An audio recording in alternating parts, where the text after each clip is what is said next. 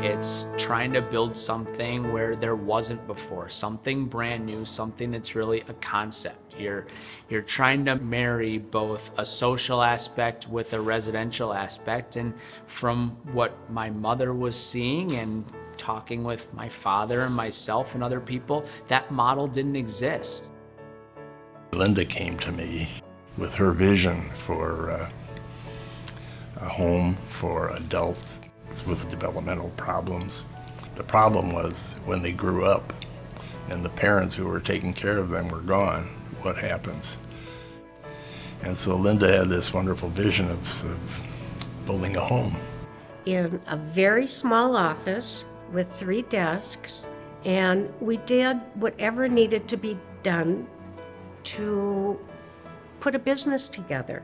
I still remember when I was doing advocacy work for the Jewish community, and there was a group of parents who wanted to know, who were concerned about what is the future of their children's lives once they have passed on. What can we do to take care of our kids? Fast forward probably about 10 years, and I'm now mayor, and some of those parents approach me and say, we're very interested in a piece of property in Golden Valley.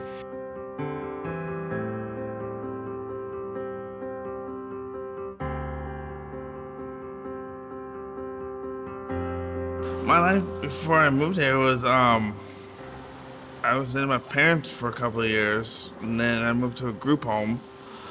The group home was good, but not as independent as I wanted it to be. Like here, there's more of a community.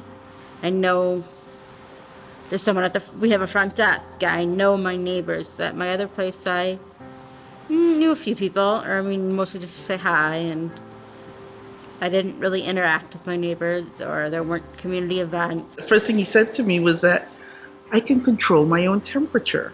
You're not really thinking about those things, but it just kind of hit me as to how little control he felt he had over his own life. All of Lisa's social activities were done through us before J-HAP. And when she told us, I'm going to this Adath Shabbat program, I was thrilled and touched at the same time, because it was an activity that she chose to engage in, wanted to engage in, and it was one of the first times in her adult life that was an opportunity. She didn't need us. She didn't even tell us, where before she really didn't have that opportunity, but for J-HAP. It's confidence. You can really see her being a more confident, proactive person. It's things you don't really think of until you see it happen. You don't see small progressions, you see big jumps. We see this opportunity for job creators too. We hear about this wonderful opportunity of creating jobs there and having them work with small businesses and creating further community investment. This was made very easy for me. Nicole came to me, said this is how we'll set it up, this is the structure, we just need a vessel. I met Robert about a month ago, and we had a little bit of an interview, talked about his experience. It's going great. He's actually picking it up a lot faster. He's always asking for things to do and what can he do next and asking questions. I think there's always something to learn, and I think he knows that, and he's like trying to learn consistently, and that's really great. And working with him has been awesome. I feel happy because I got a job. I feel fulfilled after a day of work because I'm basically a person that's paving the way at Allianz for people with disabilities.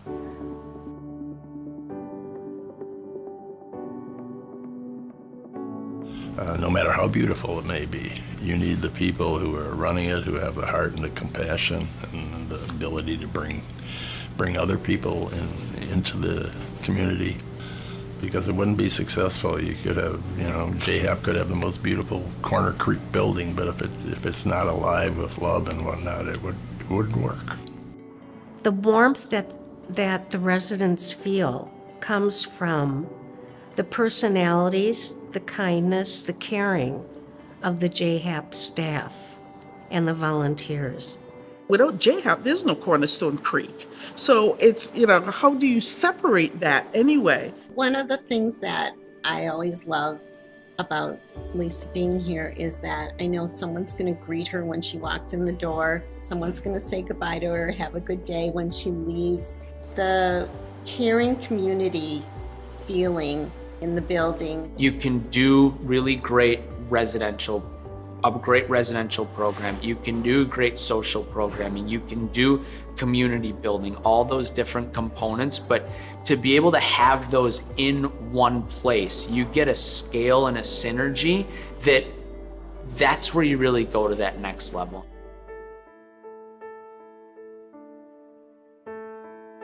I'm feel like I'm glad I have a place to come home to, and where it's safe and there are other people around.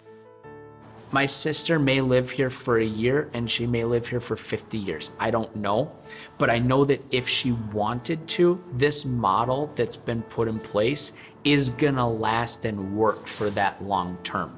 You never know, we're involved in a number of different projects that we fund and help, and some are more successful than others, and this has been a home run. So that's why we're so proud of it. I think I just want to say this type of housing is really important, and a model that can be built on, and because a lot of people with disabilities want independent living where they can live independently with help and supports and not be in group homes or other places. We have strengths and we can be assets in the community, and I think that's really important to share with people.